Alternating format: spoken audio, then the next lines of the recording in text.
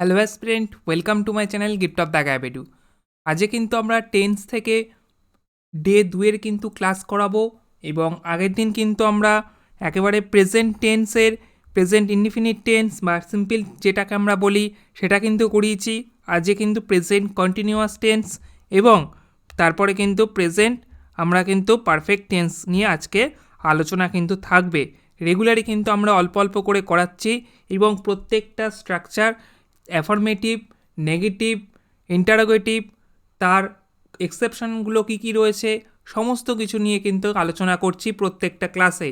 অবশ্যই ক্লাসটি ভালো লাগলে লাইক করবেন, শেয়ার করবেন। সমস্ত পরীক্ষায় কিন্তু টেন্স ভীষণ গুরুত্বপূর্ণ এবং অবশ্যই এখন ইংলিশ গ্রামার কিন্তু একটা গুরুত্বপূর্ণ পার্ট হয়ে গেছে প্রত্যেকটি, বিশেষ করে WBPSCর এক্সামে। সমস্ত ক্লাসের আপডেট গিফট অফ দ্য গ্যাবেডু আমাদের টেলিগ্রামে তো আসছেই, সেখান থেকে কিন্তু আপনারা পেয়ে যাবেন। চলুন তাহলে কিন্তু শুরু করছি। আগের দিন আমরা যেরকম দেখেছি প্রেজেন্ট সিম্পল বা ইনডিফিনিট টেন্সের ক্ষেত্রে কি হয়, প্রেজেন্ট ইনডিফিনিট টেন্সের ক্ষেত্রে আমরা যেরকম হ্যাবিচুয়াল যেই ফ্যাক্টগুলো রয়েছে, অভ্যাসগত কর্ম বলুন, যেগুলো আমাদের চিরন্তন সত্য রয়েছে, ইউনিভার্সাল ট্রুথ বলুন, ঠিক আছে, হিস্টোরিক্যাল ট্রুথ বলুন, এ সমস্ত ক্ষেত্রে কি প্রেজেন্ট ইনডিফিনিট বা সিম্পল টেন্সের ক্ষেত্রে কিন্তু ইউজ হয়ে থাকে, তাই তো। আর স্ট্রাকচারের ক্ষেত্রে আমরা দেখেছি অ্যাফার্মেটিভ সেন্টেন্সের ক্ষেত্রে এস বা ইএস ভার্বের পর কিন্তু প্রেজেন্ট ইনডিফিনিট টেন্সের কিন্তু সঙ্গে যুক্ত হয়। আর নেগেটিভের ক্ষেত্রে ডু অথবা ডাজ দিয়ে এবং ইন্টারোগেটিভের ক্ষেত্রেও কিন্তু শুরু করি আমরা ডু অথবা ডাজ দিয়ে, ঠিক আছে। তাহলে আজকে কিন্তু আগের দিনের যেটুকু বললাম সারাংশ বলে দিয়েছি। ডিটেলস যদি দেখতে চান তাহলে কিন্তু আই বাটনে আমি দিয়ে দেবো, ওখান থেকে কিন্তু দেখে নিন। চলুন, প্রেজেন্ট আজকে প্রেজেন্ট কন্টিনিউয়াস নিয়ে কিন্তু আলোচনা হবে। প্রেজেন্ট কন্টিনিউয়াস টেন্স নিয়ে কিন্তু আজকের আলোচনা। প্রেজেন্ট কন্টিনিউয়াস টেন্স বলতে আমরা কি বুঝি না, বর্তমানে কোনো কাজ চলছে বা ননস্টপ গতিতে বা অবিরাম চলছে এরকম বোঝালে ভার্বের তখন প্রেজেন্ট কন্টিনিউয়াস টেন্স কিন্তু হয়, ঠিক আছে। যেরকম করছি, করিতেছি, ঠিক আছে, করেছেন, এরকম কিন্তু করছেন এরকম বোঝালে কিন্তু ছি, তেছি, ছেন এরকম উচ্চারণ পেলে কি করব, আমরা কিন্তু প্রেজেন্ট কন্টিনিউয়াস টেন্স বোঝাবো। তাহলে প্রেজেন্ট কন্টিনিউয়াস টেন্সের যদি আমি স্ট্রাকচারটা দেখি তাহলে আমরা স্ট্রাকচারটা কি জানি, প্রেজেন্ট কন্টিনিউয়াসে কিন্তু প্রথমে সাবজেক্ট বসবে, তারপরে এম অথবা ইজ অথবা আর বসবে, তারপরে কিন্তু আমার ভার্ব বসবে এবং ভার্বের পর কি বসবে, আইএনজি বসবে এবং তারপরে কিন্তু আমার এক্সটেনশন যেটা থাকবে সেটা কিন্তু বসবে, তাই তো। প্রেজেন্ট কন্টিনিউয়াসের তাহলে আমার স্ট্রাকচারটা কি দেখা গেল, সাবজেক্ট, তারপরে এম ইজ অথবা আর, তারপরে ভার্ব, তারপরে আইএনজি, তারপরে কিন্তু এক্সটেনশন যেটা আছে সেটা, ঠিক আছে। তাহলে কিন্তু কয়েকটা দেখা যাক এক্সাম্পল। ধরুন একটা এক্সাম্পল দিচ্ছি, she is making she is making tea, ঠিক আছে। তার মানে সে চা তৈরি করছে, শি ইজ মেকিং টি, সে চা তৈরি করছে। নেক্সট এক্সাম্পল দেখুন, they are playing football they are playing football in the playground now. They are playing football in the playground now, তারা এখন মাঠে ফুটবল খেলছে। আরেকটা এক্সাম্পল দেখি, প্রত্যেকটা কিন্তু আমার প্রেজেন্ট কন্টিনিউয়াসে রয়েছে। আওয়ার টিচার, এটা ও ইউ আর, হ্যাঁ, আওয়ার টিচার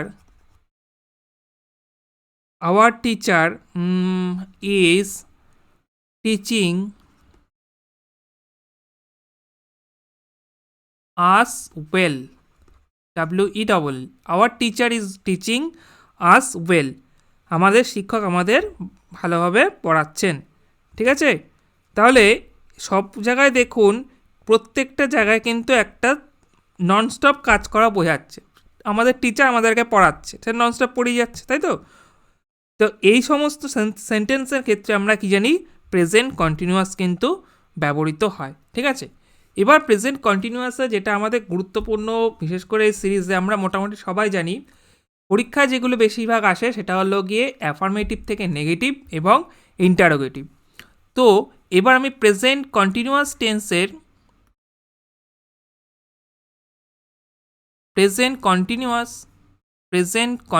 টেন্সের আমি কি করব না, আমি অ্যাফার্মেটিভে থাকলে তার কিন্তু আমি স্ট্রাকচারটা দেখে নেব।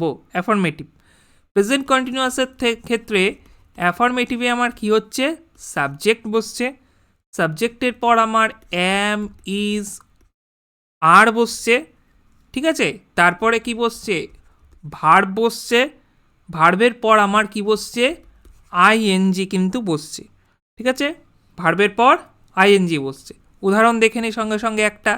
অ্যাফার্মেটিভ আপনাকে কিন্তু দেবে না, আপনাকে একটা সেন্টেন্স দিয়ে বলে দেবে মেক ইট নেগেটিভ বা মেক ইট ইন্টারোগেটিভ। ডাইরেক্টও দেখেছেন, বিশেষ করে আইসিডিএসের, কিংবা আপনি ডাব্লিউবিএসআইয়ের প্রশ্নও দেখতে পারেন, এরকমই কি টাইপের কিন্তু দেবে। ঠিক আছে, তো সেক্ষেত্রে কিন্তু আপনাকে ওটাকে বুঝতে হবে কোন টেন্সে রয়েছে, কিসে দিয়েছে, তারপরে কিন্তু সেটাকে ট্রান্সফর্ম করতে হবে।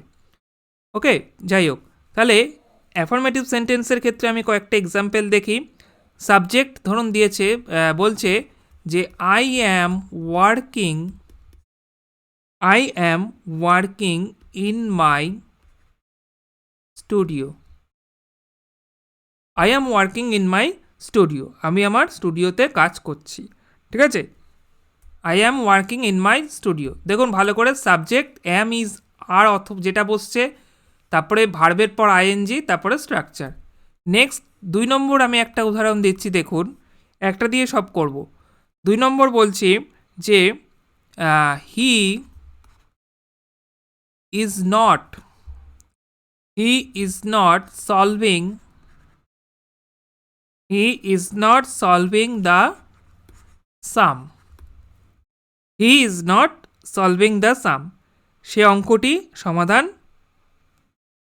আচ্ছা, he is solving the sum, sorry not কেন করলাম, নেগেটিভে করে ফেলেছি। He is solving the sum, হ্যাঁ, হি ইজ কি করছি, he is solving the sum. Okay, এবার একই জিনিস যেটা আমি ভুল করে নেগেটিভে করলাম, একই জিনিস যদি এবার আমাকে নেগেটিভে করতে দেয়, ঠিক আছে, ধরুন একই দিয়েছে যে I am working in my studio, আর বলেছে হি ইজ সলভিং দ্য সাম।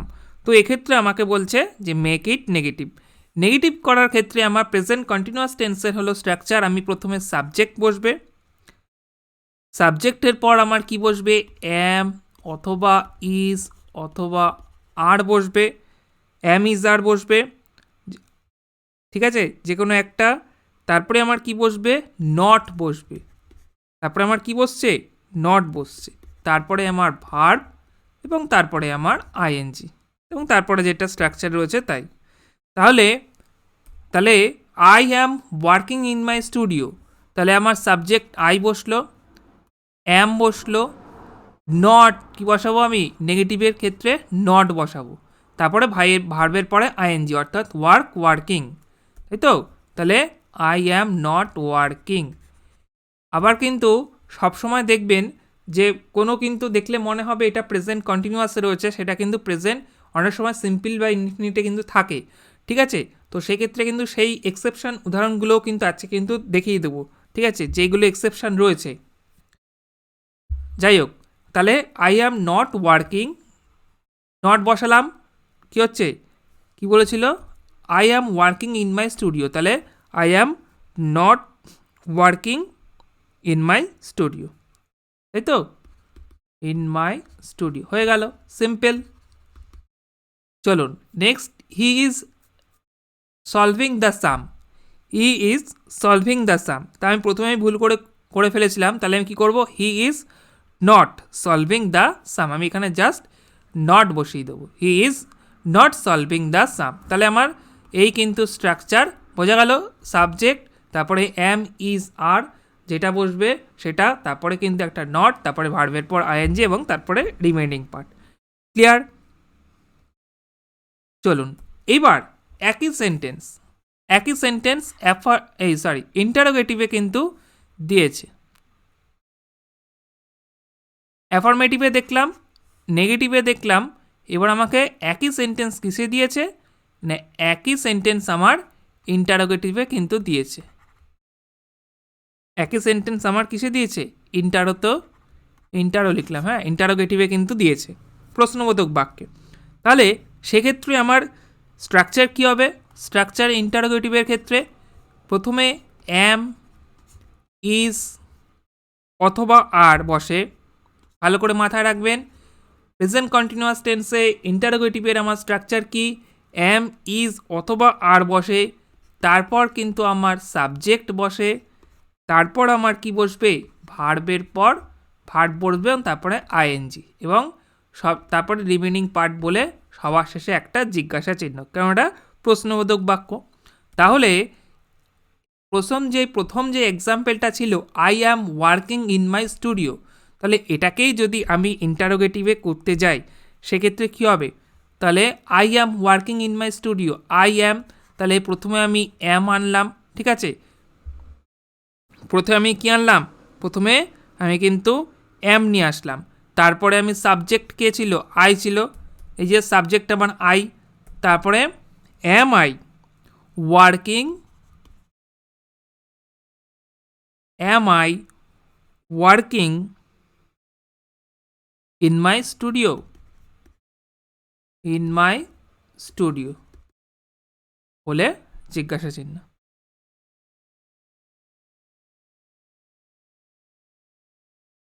বোঝা গেল? নেক্সট তাহলে করুন, চটপট খাতায় করুন। নেক্সট সেম বলেছে, কি বলেছিলাম? Same, he is solving the some. Next আমার বলেছিল হি is solving the some, not আমি অ্যাড করেছিলাম নেগেটিভের ক্ষেত্রে। এবার আমাকে ইন্টারোগেটিভের ক্ষেত্রে যদি আমি করতে যাই সেক্ষেত্রে আমাকে কি করতে হবে? হি ইজ সলভিং দ্য সাম। তাড়াতাড়ি করে ফেলুন, কুইক কমেন্ট করুন তাড়াতাড়ি।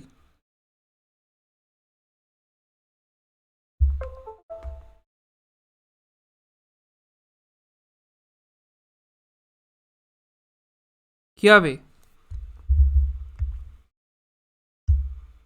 হি ইজ সলভিং দ্য সাম। তাহলে ইজ, অবশ্যই ইজ হি সলভিং দ্য সাম বলে আমার জিজ্ঞাসা চিহ্ন। Is he solving the sum, সে কি অঙ্কটি সমাধান করেছে? ঠিক আছে, is he solving the sum. তাহলে আমি কি দেখলাম? তাহলে কিন্তু আমি সিম্পল প্রেজেন্টের ক্ষেত্রে কিন্তু আমি প্রেজেন্ট কন্টিনিউয়াস টেন্সের ক্ষেত্রে কিন্তু আমি কি দেখলাম? প্রেজেন্ট কন্টিনিউয়াস টেন্সের অ্যাফার্মেটিভ, নেগেটিভ এবং ইন্টারোগেটিভের কিন্তু আমি স্ট্রাকচার দেখলাম। এইবার কিছু কিন্তু প্রেজেন্ট কন্টিনিউয়াস টেন্সের ক্ষেত্রে মানে এগুলোকে দেখলে মনে হলো তা কিন্তু এগুলো প্রেজেন্ট কন্টিনিউয়াস কিন্তু অনেক সময় হয় না, ঠিক আছে, হয় না, এগুলো কিন্তু কিছু এক্সেপশান রয়েছে। ধরুন যেগুলো এক্সেপশানগুলো আমি বলে দিচ্ছি প্রথমে। ধরুন একটা রয়েছে, উদাহরণ দিই তাহলে ভালো বুঝতে পারবেন, যে ইট is amazing, it is amazing, আচ্ছা ঠিক আছে, দে আর চার্মিং,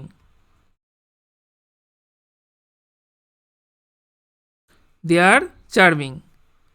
তারপরে দিয়েছি দেখুন, it is interesting, ESTING, it is amazing, they are charming, it is interesting. এরকম যখন দেখতে পাচ্ছেন, আমরা দেখতে পাচ্ছি অ্যামেজিং, চার্মিং, ইন্টারেস্টিং, তখন আমরা কি দেখব?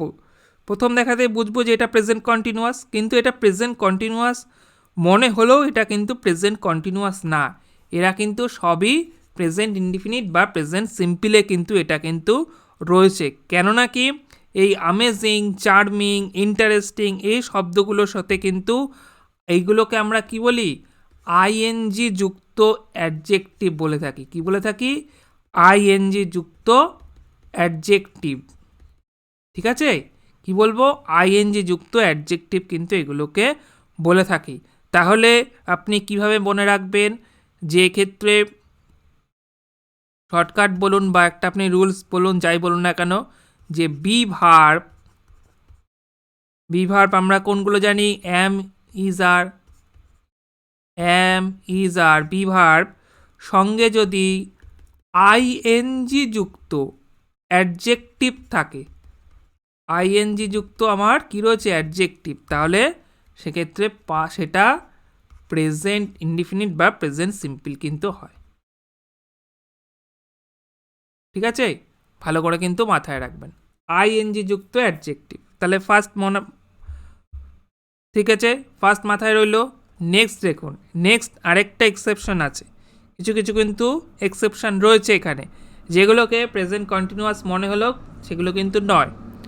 উদাহরণ দিই, আই অ্যাম, প্রত্যেকটা স্ট্রাকচার মাথায় রাখবেন, তাহলে দেখবেন মাথায় রয়েছে, একেবারে ভুলবেন না কোনো দিনও। একবারই দেখবেন, একবারই মাথায় রাখবেন, বারবার যাতে না করতে হয়। I am going to start a new business. I am going to start a new business. ঠিক আছে, আচ্ছা, নেক্সট আরেকটা উদাহরণ দিই, he is going to open a school. ঠিক আছে, আরেকটা উদাহরণ দিই, they are going to make they are going to make a charitable fund.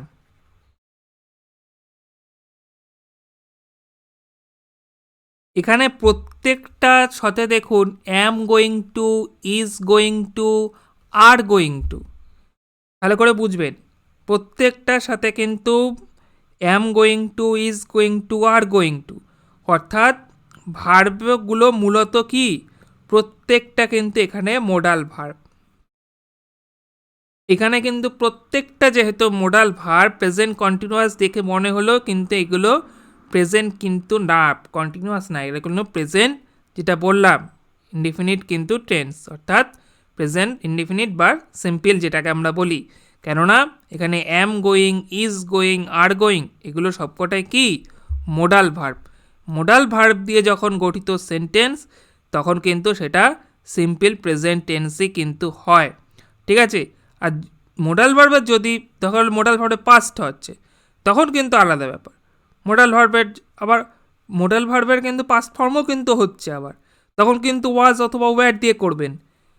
ঠিক আছে, আচ্ছা আমি লিখে দিচ্ছি, তাহলে দেখবেন ভালো বুঝতে পারবেন।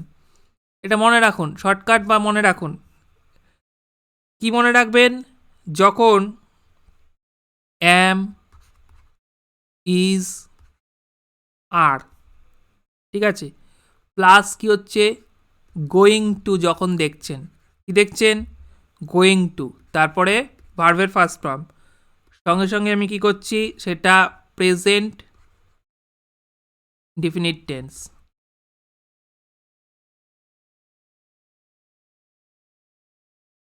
প্রেজেন্ট ইনফাইনাইট টেন্স কিন্তু আমার হচ্ছে,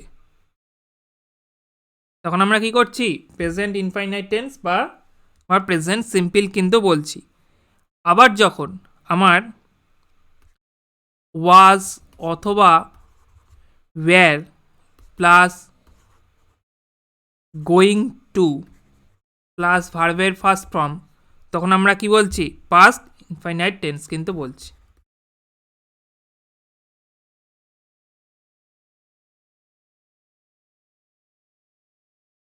ঠিক আছে, ওয়াজ অথবা ওয়্যার, তারপরে going to, am, is, are plus going to, বোঝা গেল প্রেজেন্ট কোনটা, পাস্ট কোনটা, এবং কখন আমি প্রেজেন্ট কন্টিনিউয়াস কিন্তু ব্যবহার করব। ক্লিয়ার? ঠিক আছে, আবার ধরুন, এরকম ধরুন শেষ হয়ে গেল, দাঁড়ান, পেজ শেষ হয়ে গেছে মানে।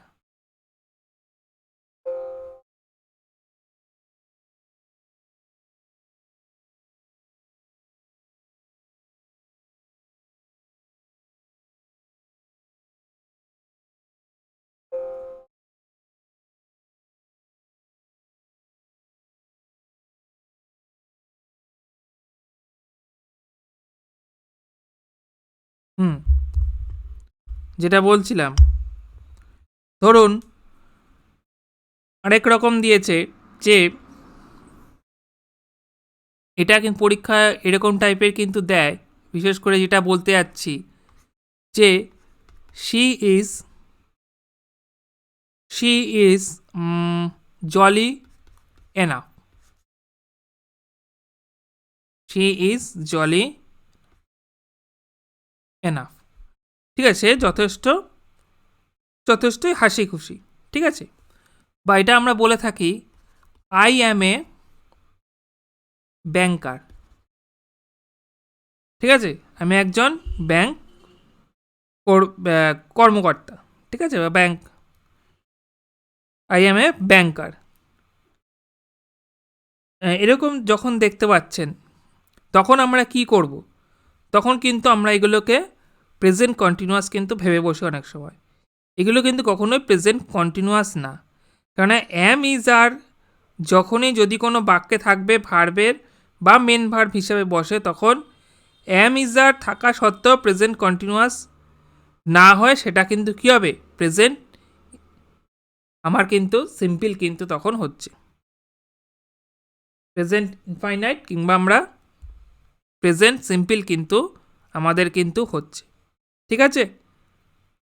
আরেকটা আপনি যদি ধরে রাখুন, এরকম কিন্তু দেয় যে present I am seeing a bird, he is believing me, I am feeling, হ্যাঁ, এরকম কুল, বা আমরা দেখবেন ফেসবুকে দেয় হরিবল, ফিলিং হরিবল, এরকম তখন কিন্তু প্রেজেন্ট, তখন কিন্তু এগুলো কিন্তু কন্টিনিউয়াসে কিন্তু হয় না, হ্যাঁ, যেগুলো কিন্তু আমার মাথায় যেন ভালোভাবে কিন্তু থাকতে পারে। I am seeing a bird, এটা কিন্তু হয় কখনো, এ কিন্তু হয় না। আই সি এ বার্ড, আমি একটি পাখি বা আমি একটা পাখি দেখছি। হি বিলিভস মি, এরকম কিন্তু কখনোই কিন্তু I am seeing a bird করবেন না, আই সি এ বার্ড, এগুলো যেন ভালো করে মাথায় থাকে, ঠিক আছে।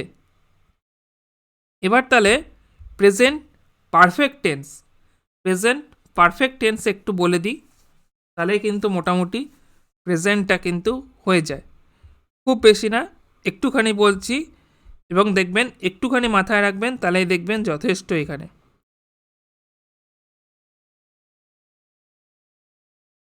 প্রেজেন্ট পারফেক্ট টেন্স,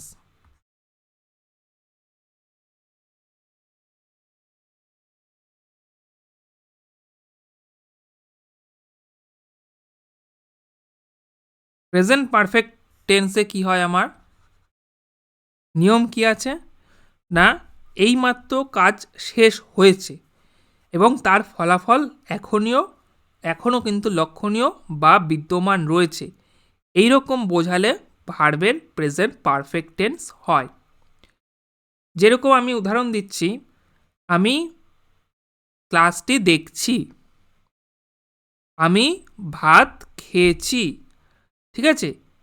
এখানে ক্লাস যেটা রয়েছে বললাম, ক্লাস কিন্তু দেখা শেষ হয়ে গেলেও কিন্তু সেই ক্লাস দেখার অনুভূতি বা ক্লাস থেকে আপনি যে শিখলেন সেটা কিন্তু থেকে যাবে।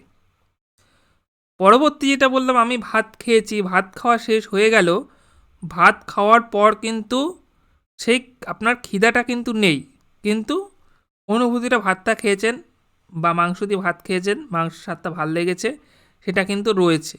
হুম, সেগুলোকে আমরা কি বলছি, এরকম আমরা কি বলছি না, প্রেজেন্ট পারফেক্ট টেন্স কিন্তু আমরা, বোঝা যাচ্ছে তো। তাহলে কোনো কাজ করেছি, করেছো, করেছে, করছিস, করছেন, হ্যাঁ, ছি, ছো, ছেন, চিস, এরকম থাকলে প্রেজেন্ট পারফেক্ট টেন্স কিন্তু আমাদের অবশ্যই ভাবতে হবে। তাহলে প্রেজেন্ট পারফেক্ট টেন্সের আমার স্ট্রাকচারটা আমি দেখে নিই। স্ট্রাকচারটা কী রয়েছে প্রেজেন্ট পারফেক্টের? সাবজেক্টের পর হ্যাভ অথবা হ্যাজ বসে, তারপরে ভার্বের কি হয়, এটা আর আছে, হ্যাঁ, ভার্বের আমরা জানি পাস্ট পার্টিসিপেল বসবে, ভার্বের পাস্ট পার্টিসিপেল।